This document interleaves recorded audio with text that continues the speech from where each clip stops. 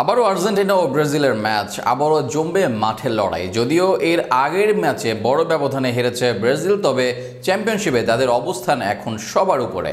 তাই তো শিরোপার লড়াইয়ে মাঠে নামতে যাচ্ছে এই দুই দল। কেমন হতে যাচ্ছে আর্জেন্টিনা ব্রাজিলের মহারণ, তা নিয়ে বিস্তারিত থাকছে প্রতিবেদনে।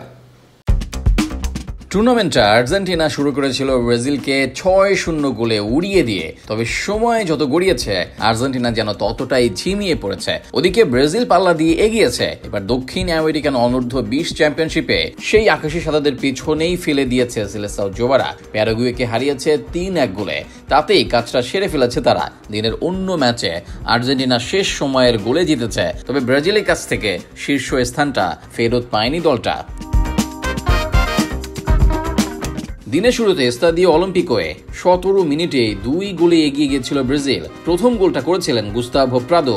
2 মিনিট পর রায়ানের গোল ব্যবধান দ্বিগুণ করে দলটা। তবে 25 মিনিটে গোল করে ব্রাজিলকে চোখ রাঙানি দিয়েছিল প্যারাগুয়ে। গোলটা করেন আনহেল ভিয়াসান্তি। সেই চোখ রাঙানি অবশ্য টেকেনি বেশিক্ষণ।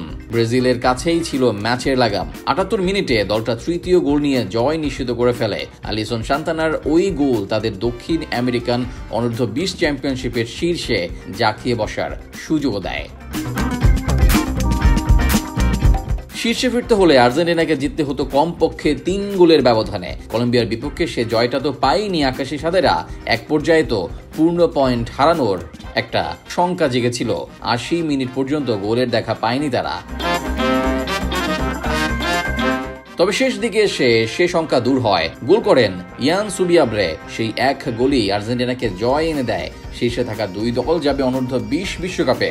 সেই দুই দল যে ব্রাজিল আর্জেন্টিনা, তা একরকম নিশ্চিত হয়েই গেছে। শেষ 2 ম্যাচ থেকে 1 জয় তুলে নিতে পারলেই দুই দল চলে যাবে বিশ্বকাপে। তবে লড়াইটা যে শিরোপার, তার জন্য দুই দলের মুখোমুখি লড়াইটা একরকম ফাইনালেই পরিণত হয়েছে।